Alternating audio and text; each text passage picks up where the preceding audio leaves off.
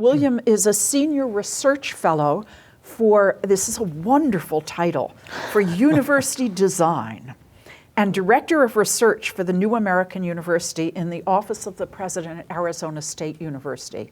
And I'm sure many of you know Arizona State University has been doing some of the most innovative things among American public research universities. William is also an associate research professor, and this is another wonderful title, in the School of Historical, Philosophical, and Religious Studies, and an affiliate scholar in the Consortium for Science, Policy, and Outcomes. Before he went to Arizona State University, he was at the University of Southern California. He spent some time at the University of California, Santa Barbara, also at the Getty Research Institute, and he's a consultant for the Getty Conservation Institute and the University of Colorado Boulder. And he got his PhD in history from UCLA. So we're very pleased to have him here today. And I'm very pleased to be having a conversation with him about this book, which you can buy if you want after this, called Designing the New American University. And I learned an enormous amount from this book. I really admire it, and I'm eager to talk to Will about it. Well, thank you. Thank you for saying that. So I'm going to start out by first letting our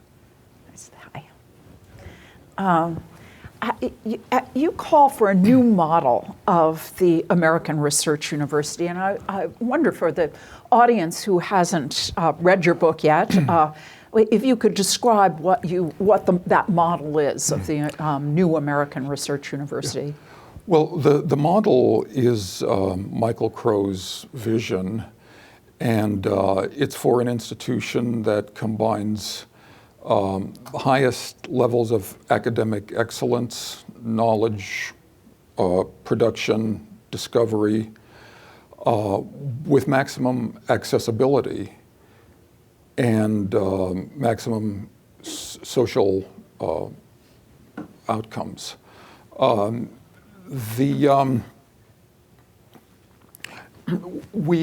He's likened it to, or it has been likened to, and we've accepted it, to combining UC levels of research excellence with Cal State accessibility in a single institution.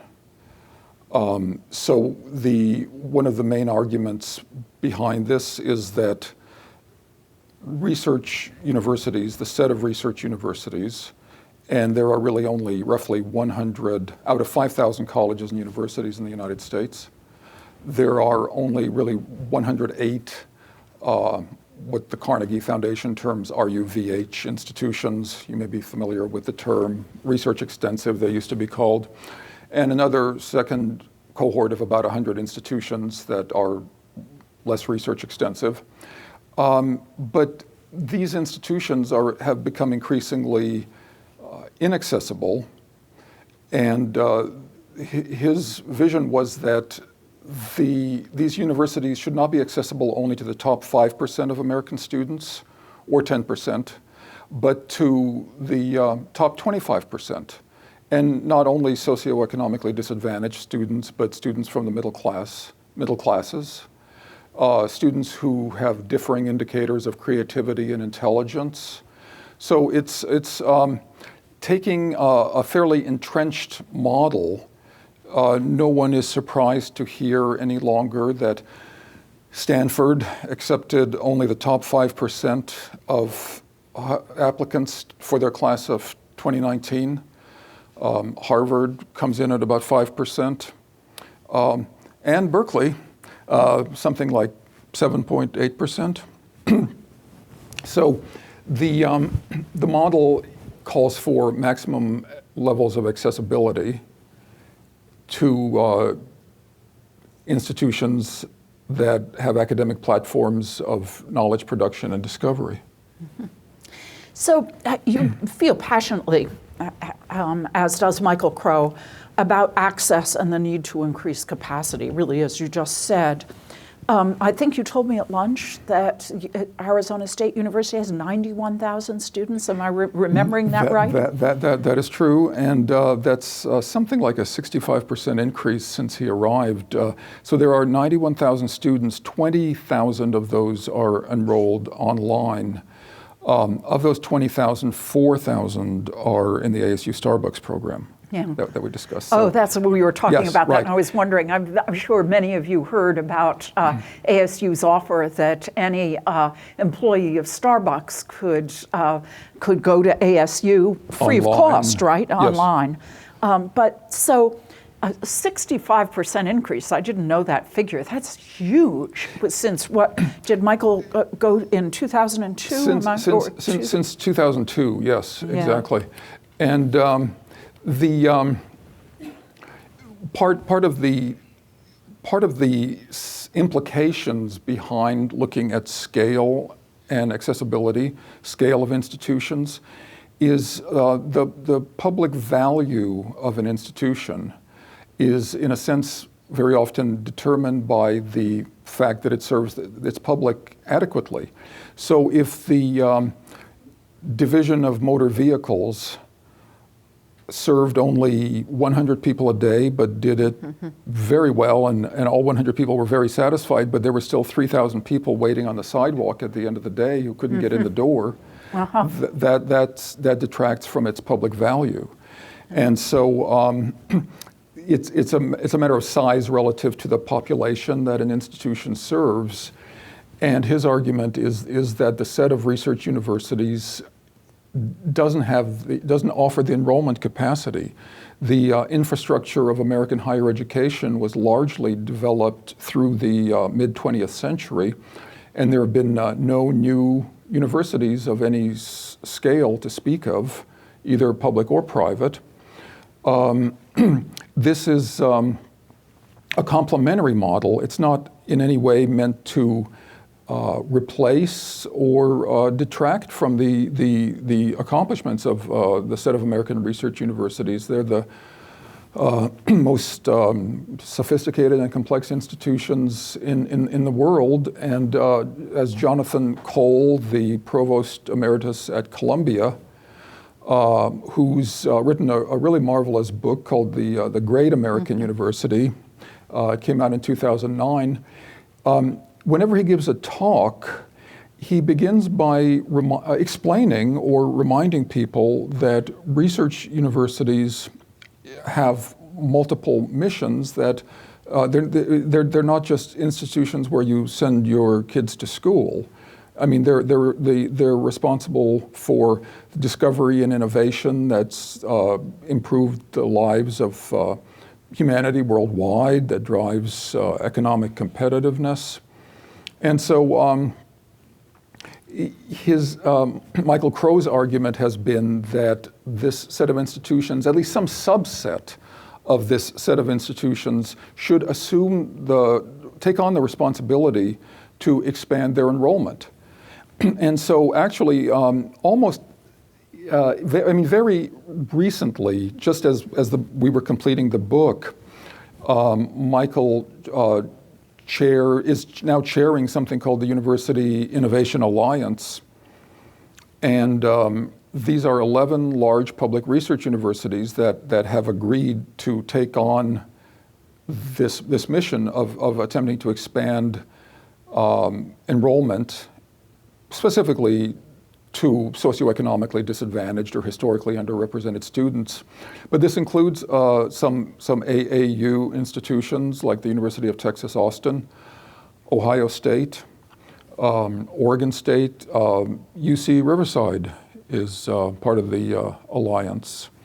And so this is one outcome of his push to encourage, to raise awareness and to encourage research universities to expand their enrollment capacity, which as we were discussing earlier, I mean, is a major is a significant challenge, of course. So what are the challenges of doing this? I mean, that almost boggles my mind to think of increasing the size of an institution 67% in little more than a decade.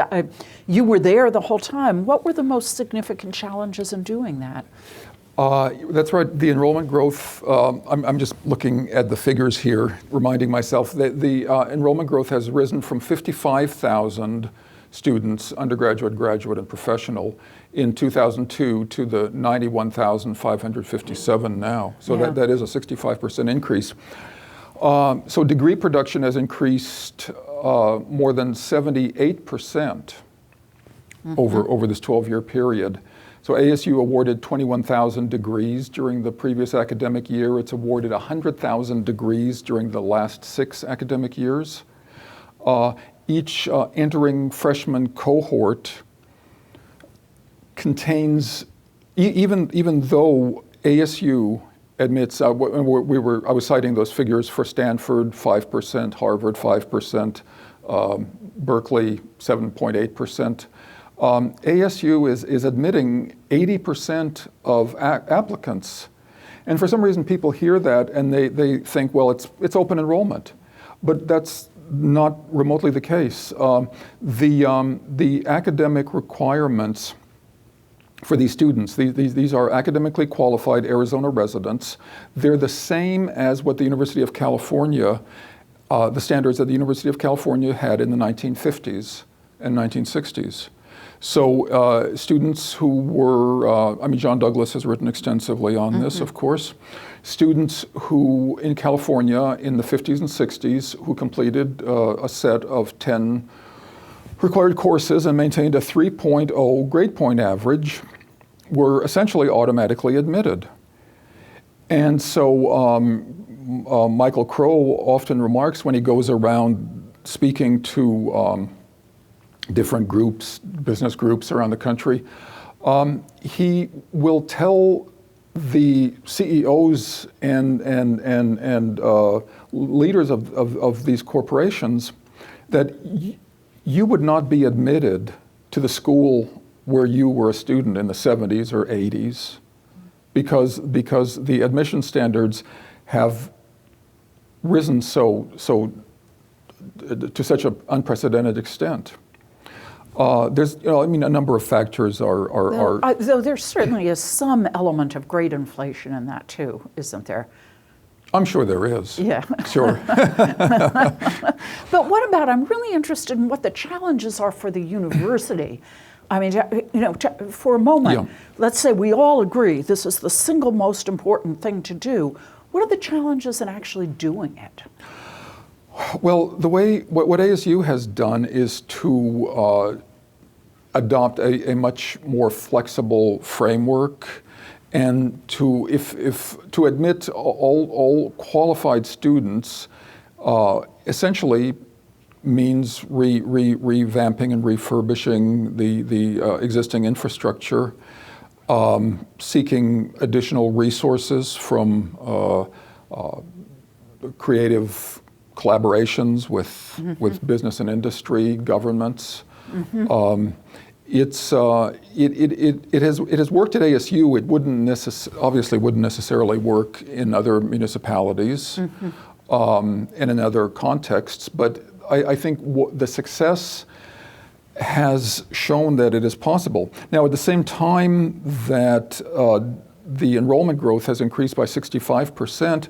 The academic profile of students is all indicators, SAT scores, have increased dramatically as well.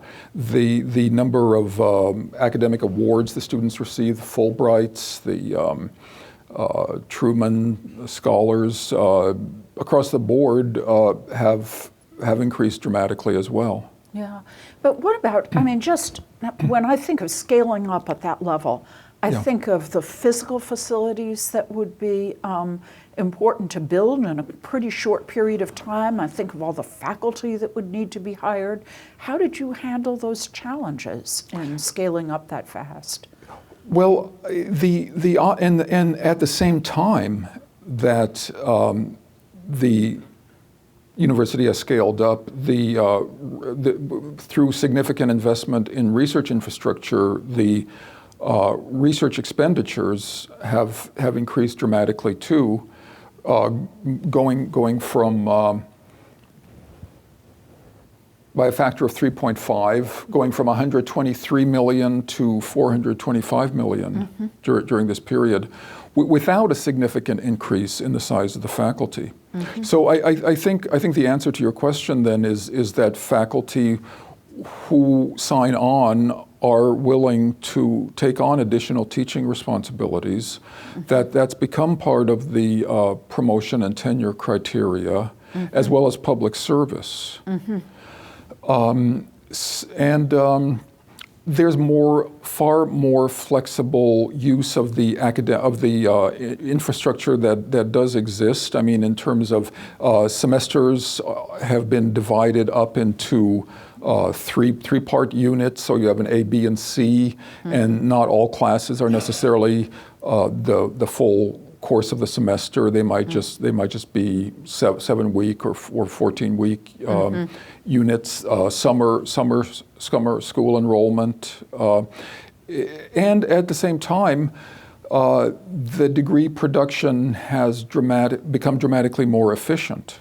I mean, the cost has come down per student, so that ASU is actually one of the most efficient producers of degreed students in the country.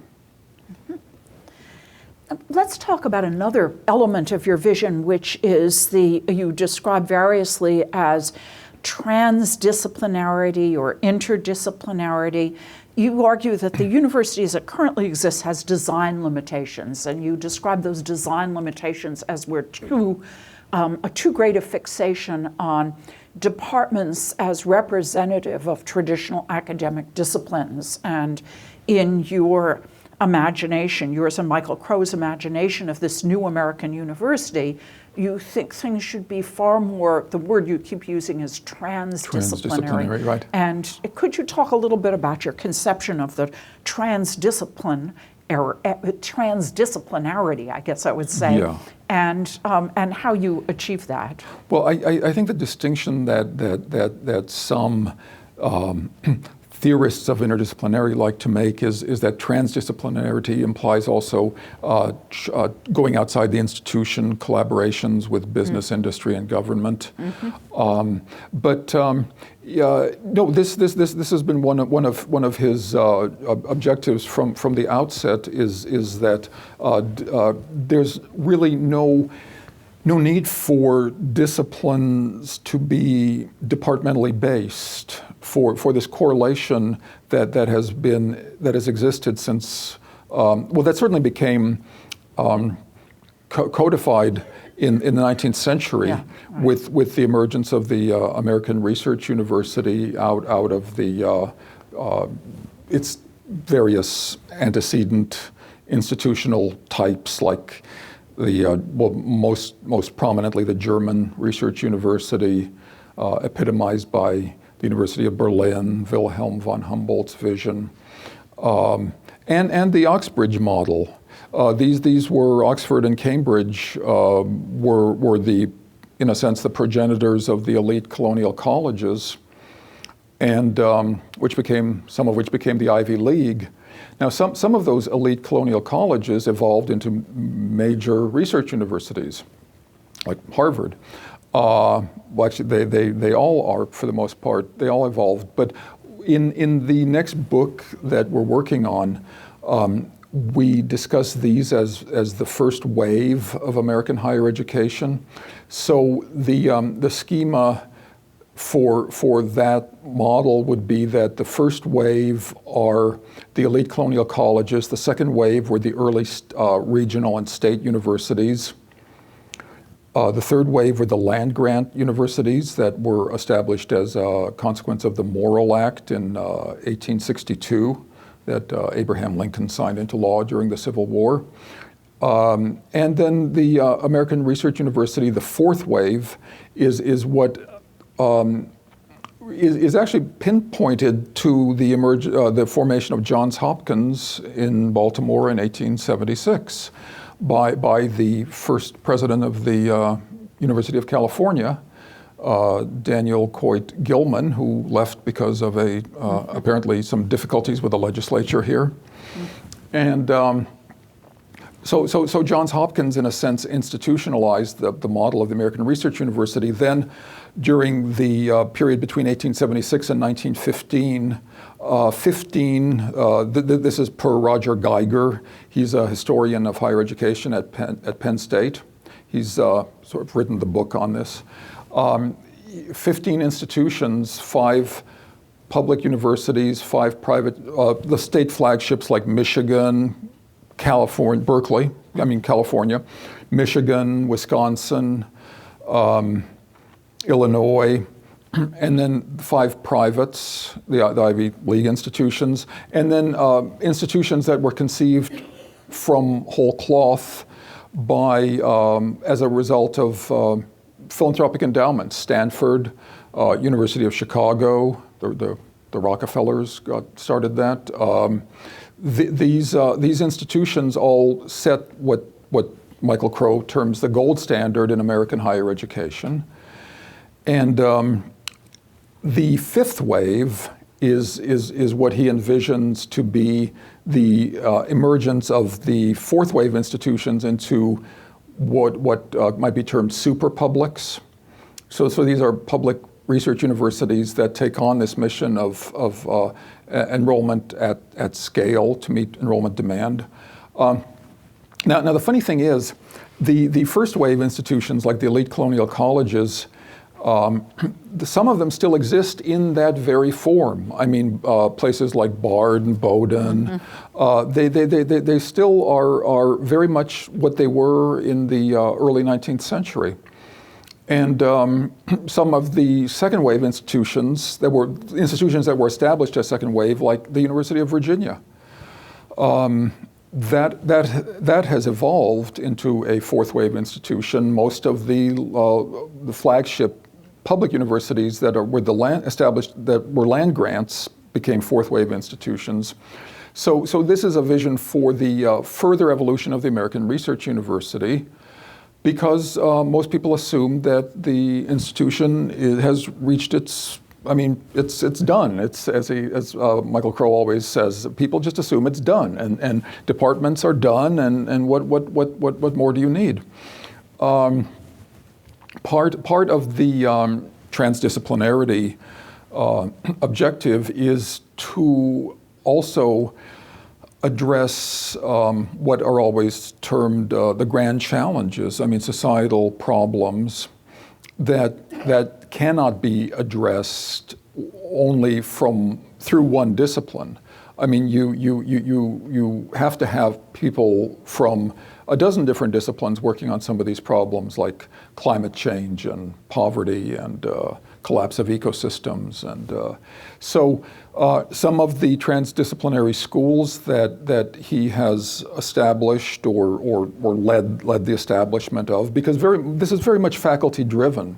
I mean, this is part of the model too, is that he encourages the faculty to be creative, to self-organize, to form new collaborations and partnerships. So the School of Life Sciences was, before that, 5 or 6 different biology faculties. What was anthropology became the School of Human Evolution and Social Change, which incorporates a lot of other scholars from the social scientists and scholars from the social sciences. The School of Historical, Philosophical, and Religious Studies that you remarked on was 3 separate departments, and now they're nominally in one school. And are the faculty all happy campers about this? Surprisingly, for the most part. I understand that there are some people that complain, but for the most part, it has been a real success by all accounts. And Do you have a College of Engineering, for example? What about the... what was formerly the College of Engineering, now, this is interesting, that has become 5 research-intensive schools.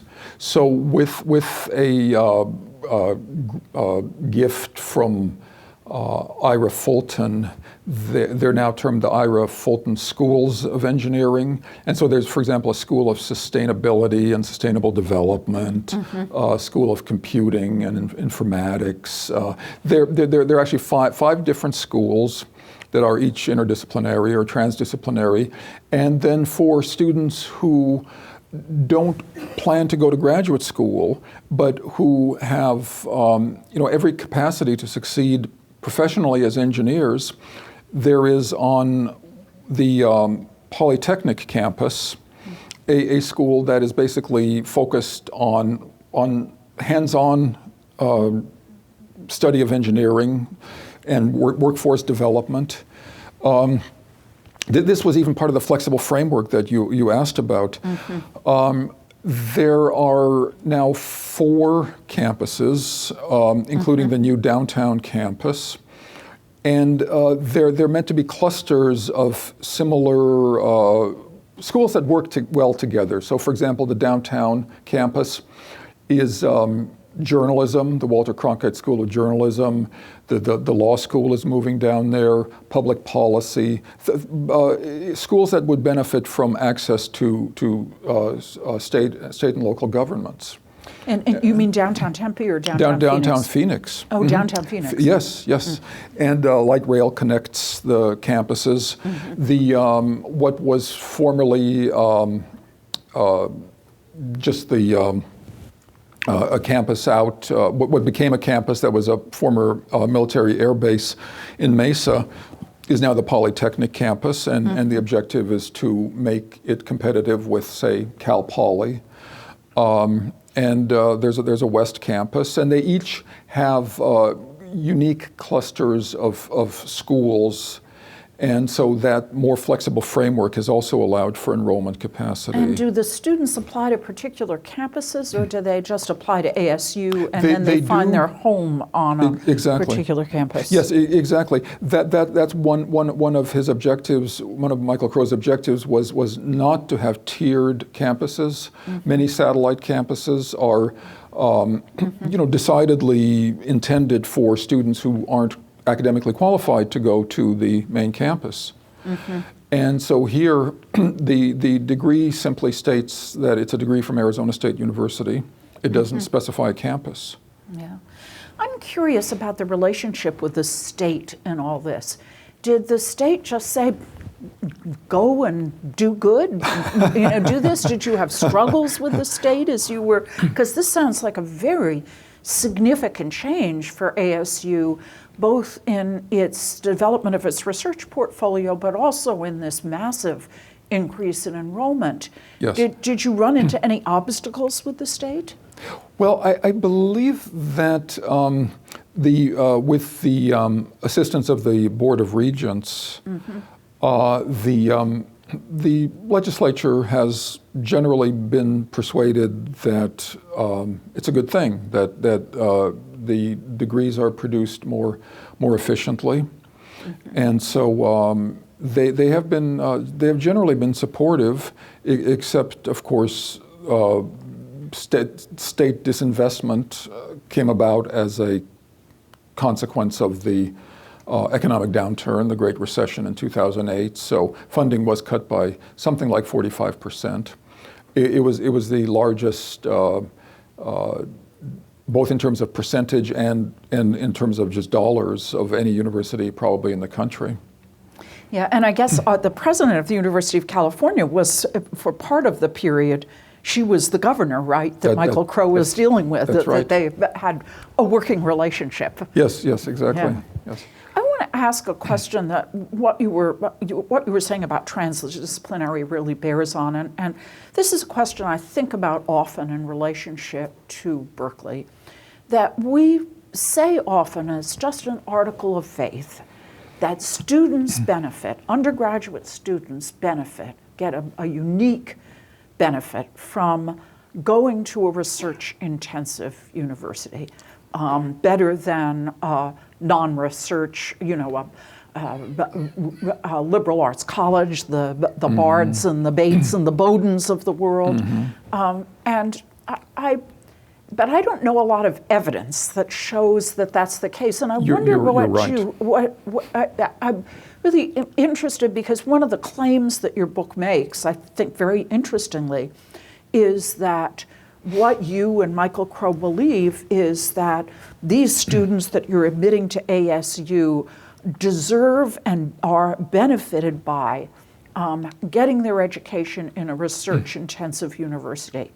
And yet I often think about some of the research-intensive universities that I know with huge student bodies, that these students are taught many classes by graduate students or adjuncts. They sit in very big lecture classes, that the way in which we imagine research-intensive experiences doesn't necessarily apply to every student that sets foot on the campus. And I wonder if you could talk about that a little bit. That's very true. And I'm sure that the educations that students receive in the top liberal arts colleges are just fully the equivalent. But the advantage is possibly that in a research grade environment, students are studying with faculty who are at the cusp of knowledge. They're engaged in the vanguard of knowledge production and innovation, and but the statistical evidence, the metrics to back that up, we're still looking for that as well. I mean, certainly the provost's office is measuring outcomes, and we're looking at evidence from elsewhere. I mean, ever since the Boyer report, I suppose, in 1996, there has been a push for research learning, but. This is possibly somewhat tangential, but Kevin Carey, who does higher education policy at the New America Foundation, had an interesting article, a column, where he said that when President Obama remarks that the United States has the greatest universities in the world, most people, when they hear that, assume that that means that on average, American universities are the best in the world, and that's not actually the case. When we if you say that we have the best universities in the world, it's because of the top research universities. In the Shanghai Jiao Tong University does these world ranking of world universities. That's actually considered very, the methodology is very credible. 17 out of 20 of the world's top universities are American research universities. When the Times Higher Education does their rankings, it's always at least 14 out of 20 or 15 out of 20 are American research universities. But for many average students who have every potential to succeed academically, they don't get to study at the top 50 liberal arts colleges or the top research universities. And so in terms of scale and accessibility, if you take all the students enrolled in the top 50 liberal arts colleges, they would fit inside of Michigan Stadium. So that's Anthony Grafton, the historian Anthony Grafton pointed this out. That's only 100,000 students out of 21 million students in the United States, 18.2 million undergraduates. So there's 100,000 students enrolled in the top 50 liberal arts colleges, top 50 according to U.S. News and World Report, but we can take that as a proxy for excellence.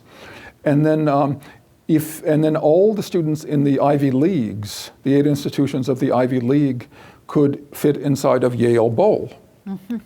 I mean, not quite. There'd be a little overflow, but close for rhetorical effect. So now that's 1% of American students. I mean, and 1% meant to evoke the outrage at the 1% and the 99% in terms of economic terms. But so the 1% of American students attend the Ivy Leagues and the top 50 liberal arts colleges. If we take all of the top universities that belong to the AAU, which is the Association of American Universities, which are considered the 60 most prestigious universities in the US, that still only brings us to 5% of American students, between 5 and 6%. If you add all of the RUVH, the research extensive institutions, to that, if you add the 108 that weren't counted in the AAUs, that brings us to 10 or 11% of American students. So the argument, the scale and accessibility argument that Michael Crow makes is that we should have that kind of research grade education available to the maybe top 25% of American students, because the future of American innovation depends on it. The Center for the Workforce, Education in the Workforce at Georgetown publishes, does someone named Anthony Carnevale does a lot of reports on education, higher education in the workforce. They're projecting a shortfall of 3 million college-educated workers by 2018.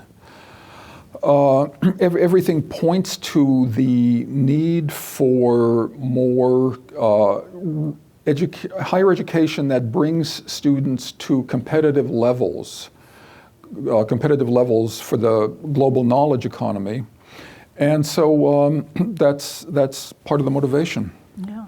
I'm going to ask you one more question, then I'm going to throw it open to questions from the audience. But the question I have is about the online students. So let's, except for the moment that your argument is right about this research-intensive education for the students you admit, are the online students getting the same experience? What about your, a Starbucks employee who's getting her degree at Arizona State? Do they have the same benefit from the research-intensive university? That's a very good point, and we should address that in the next book more fully. But the idea is that the online students do have access to curricula that are prepared by ASU faculty. Certainly, I suppose the number of research opportunities would not be the same as for what we term students in the immersive learning environment. But insofar as possible, the online students' degree programs are not meant to be diluted in any way. Well, for your questions, yes, Avi.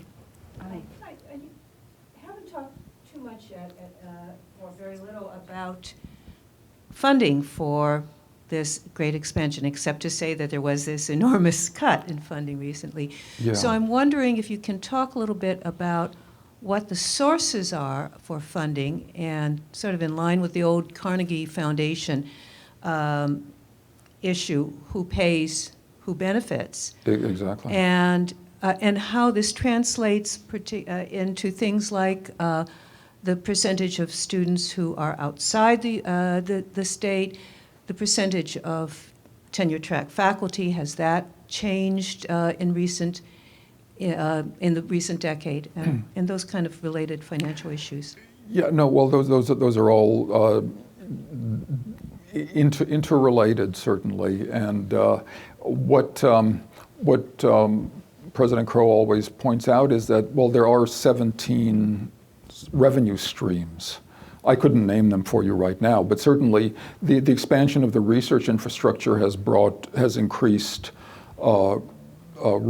sponsored research funding, going from 123 million to 425 million, with the objective of bringing it to 700 million by 2020.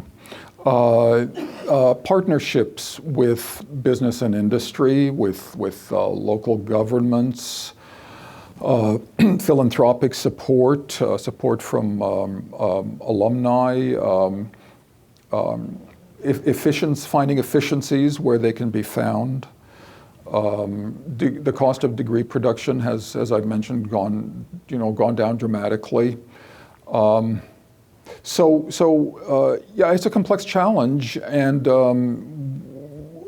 he thinks of this in terms of the concept of academic enterprise, that in the past, public universities very often viewed themselves as agencies rather than enterprises. They were agencies in the bureaucratic sense of depending on public funding.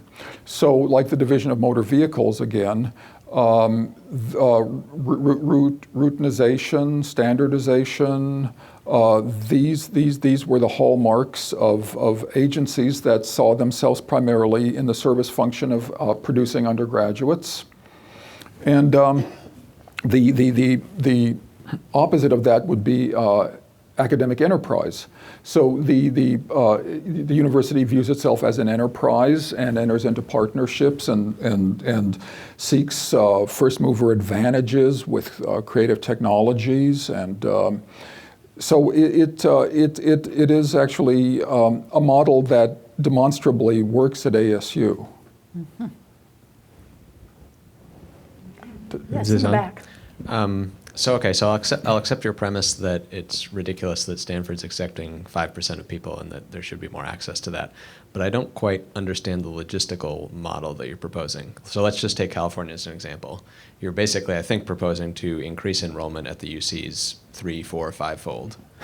So basically, you're taking people who might be at the CSUs and moving them into the UC system. So why is the proposal to do that as opposed to make the CSUs more research intensive, better in some sense, or turn CSU campuses into UC campuses, basically? Well, if that were possible, all of those would be solutions, partial solutions. But I think it's just this is not intended to be a model that all institutions can or should seek to adopt. I mean, it is something that some subset of public research universities should take on, and thus far 11 have, including, as I said, UT Austin and Ohio State.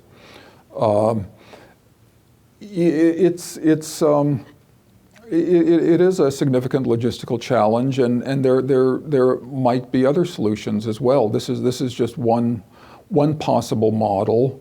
The idea is that there should be alternative frameworks for higher education, and insofar as possible, they should bring students to levels of competitive levels of competence in terms of workforce demand, changing workforce demand in the global knowledge economy.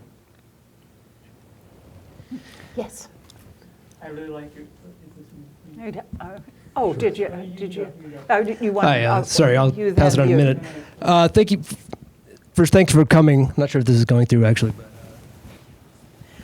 A couple questions. First, I work here at Social Science Matrix, so I just would be remiss if I didn't point out that this space that we're all in actually was specifically established to be kind of a center for transdisciplinary work across the social sciences. So this is kind of Berkeley's mini experiment in social science transdisciplinary research here. So just to point that out. Two quick questions, kind of unrelated. One is, I'm curious to what extent you've attempted to engage the community, namely students, in this vision. In other words, if I were to stop the average ASU student and ask them, what is the new American university? Would they be aware of it? Have you attempted through communication to get everybody kind of tapped into this vision, or is it more behind the scenes for the average member of the community? And second, I'm curious to what extent the administration has been able to maintain remaining centralized as you've had these different campuses, as opposed to moving toward a more CSU-like network of institutions. Yeah, well, to take your second question first, yes, no, there is no campus level governance. It is the largest public university in the country governed by a single administration. So the model is not to move to semi-autonomous or autonomous campuses the way the UC system is set up. Or another model that we have looked at very closely is the University of London, which is comprises 19 institutions, some large, some small. University College London being the largest, King's College London, until they left after 100 years, Imperial College London, and then a lot of smaller, more specialized boutique institutions like the School of Hygiene and Tropical Medicine, Royal Academy of Dramatic Arts, Academy of smaller institutions that depend on the central governance of what's termed Senate House. And actually, the former president or provost, I believe he was termed, or principal at University College London pointed out that UCL does not depend in any way on the University of London Federation, but the Federation depends on UCL. Mm-hmm. So I became more resonant suddenly. I don't know. Yes, you did. Something happened. But and as far as communicating the vision to students, there was from the beginning of the reconceptualization. What in the book is always termed the reconceptualization or the design process was very much meant to be a shared process with input from all levels. All constituencies, faculty, administration, faculty, students, staff, the community,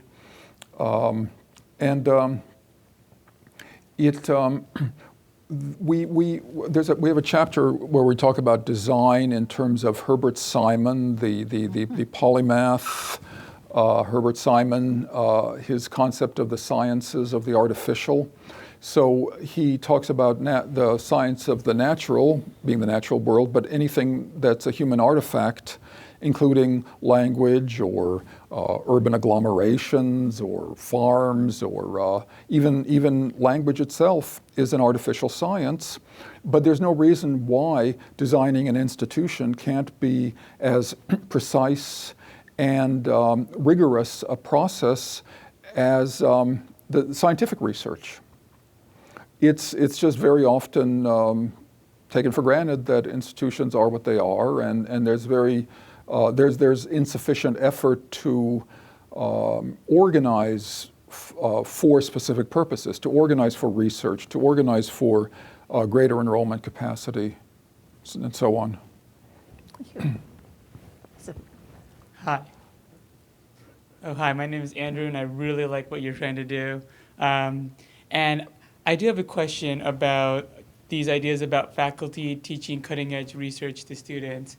I really like the idea. I was a student at UC Berkeley. I teach here. And one reason why I also came to UC Berkeley is because I wanted to be a part of that. And one thing that I noticed was that a lot of the faculty that I work with right now, a lot of these grad student instructors that I work with, a lot of their syllabi tend to be very static. And they do have a lot of old knowledge or very canonical knowledge. And I do feel that there has been a lack of innovation. And my question is, how would you incentivize faculty to teach this cutting-edge knowledge to students in equitable and accessible ways? Would you focus on faculty development programs? What types of mechanisms would you put in place? I suppose that would be a serious challenge. I think part of the solution is just encouraging the faculty to regard this as an opportunity to and take on this challenge and to, as I said, self-organize and form new collaborative research, innovative collaboration partnerships, and but yeah, that would be that's a very good question. Yeah. During this vast period of expansion, what has happened to your student-to-faculty ratio, and what has happened to the faculty teaching loads? Well, the faculty teaching loads have definitely increased, and as I believe that generally that's just considered part of the program, is that if you're willing to be a member of the faculty there, you should be willing to take on additional course load. And as I said, that's part of the promotion and tenure criteria. Faculty-student ratio. That's an interesting question, because we've never. I'd have to get back to you on that. But as you can imagine, a good number of classes are large classes, very large classes, and but the success of students obviously suggests that there are other ways to do it than to have a 5-to-1 faculty ratio or 14-to-1 or whatever the most elite institutions boast. Yeah, Sean? So we in Ireland first heard of ASU through the article in Newsweek in 2008, where ASU was announced as this cutting edge with Dublin City University and others.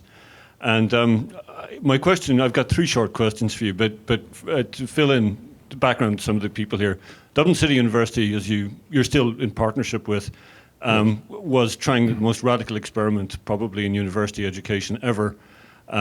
Essentially, when you were talking about institutional models you were using, the institutional model that kept coming up when we got questions in Parliament was that the university had autonomous statutory responsibilities. That is, the law was that it should be outside the law. Power was actually vested in a single CEO, a president. And the university took a case at the Supreme Court in Ireland asserting its right to summarily dismiss any senior academic without cause. So that's in 2009. Now, we fought and we won, but it made it much harder for us that you were getting all this publicity as this kind of extraordinary, innovative kind of thing. So I've got 3 short questions.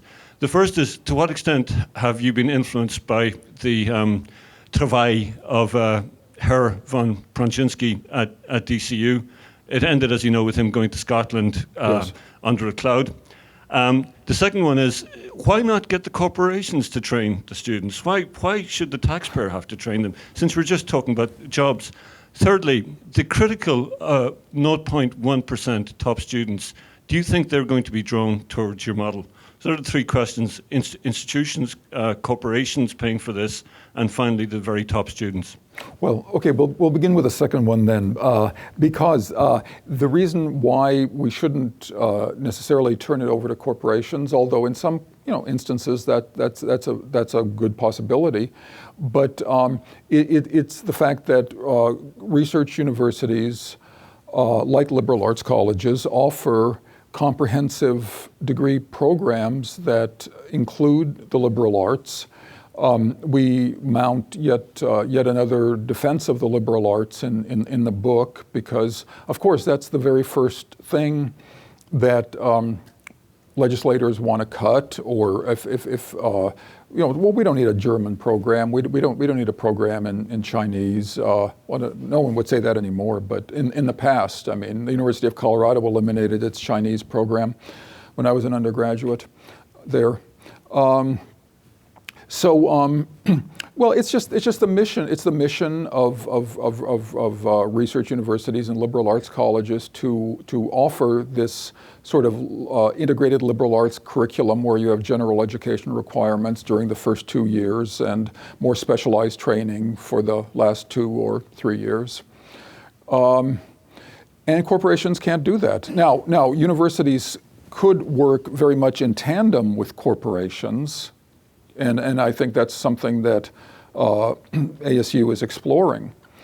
But am I right in thinking, with respect, very quick follow-up, you did actually get rid of biology as a separate entity, isn't this correct? Well, the disciplines still exist, but they're all integrated in terms of the School of Life Sciences. So the people who do EPOB or MCDB biology are all working together along with ethicists and engineers and computer science people. It's just I mean, again, this is just more transdisciplinarity.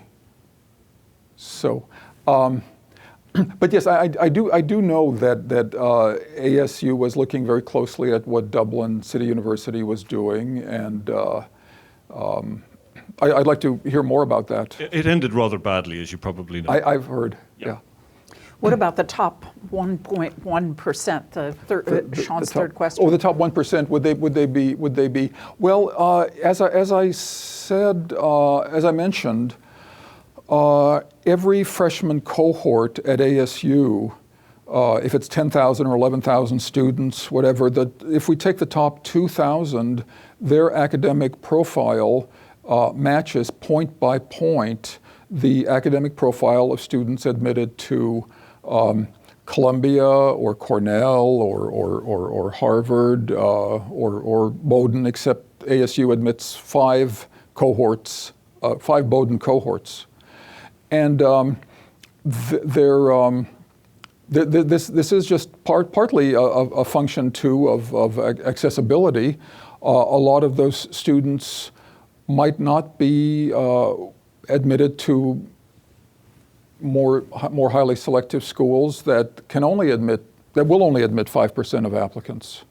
But you do have an honors college for those top admits, absolutely. don't you? The Barrett Honors College is very, very highly ranked. I mean, this is part of what makes such a large university work is that everything is residential learning communities. It's construed as residential learning communities, and there's no reason why size should be a detriment, because, for example, the University of Toronto, which is an AAU institution ranked often as one of the top 20 research universities in the world, is larger than ASU, or was up until this last year, maybe.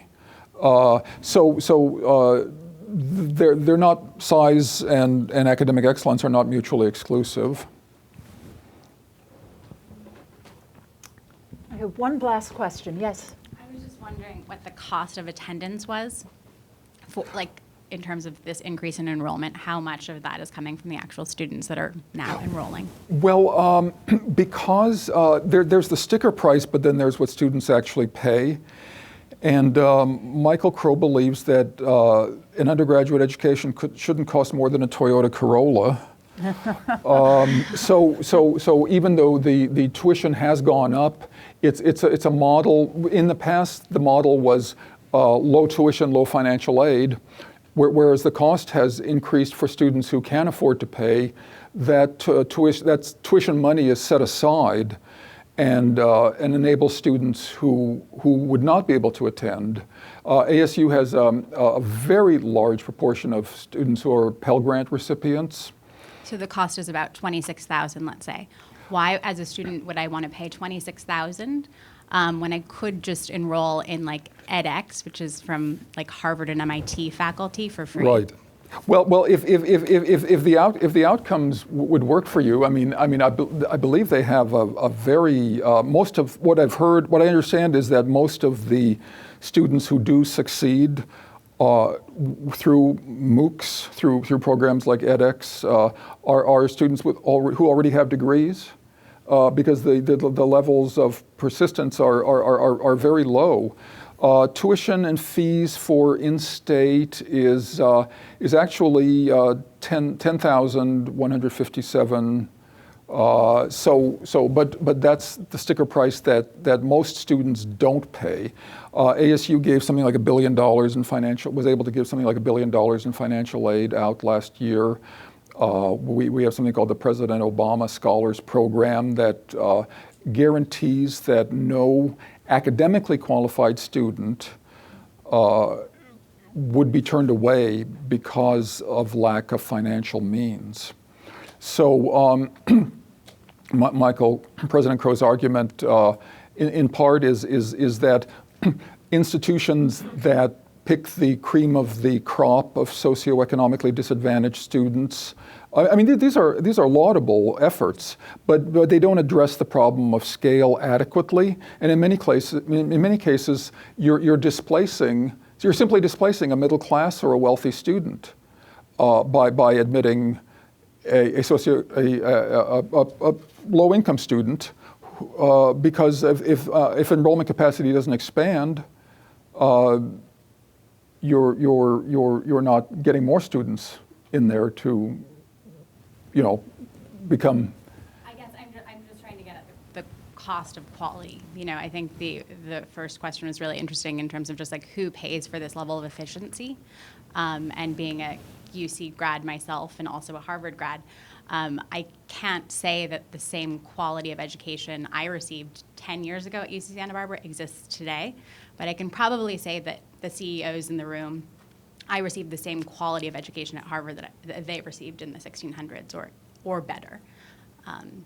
So I'm just trying to sort of weigh the pros and cons. Well, the issue is would someone be admitted today who just because of the fact that if only 5% of students are being admitted, I mean many people as I mentioned in the 50s and 60s, UC would admit any student who had respectable grades, a 3.0 GPA. And was free. And it was practically free. Yeah, exactly. And this is just no longer the case. And so the argument for this new model would be that a certain subset of institutions should admit students who are academically qualified. Thank you, yes. Thank you very much for coming. Thank you very much for coming. Let's give Will a hand. Yes, thank you.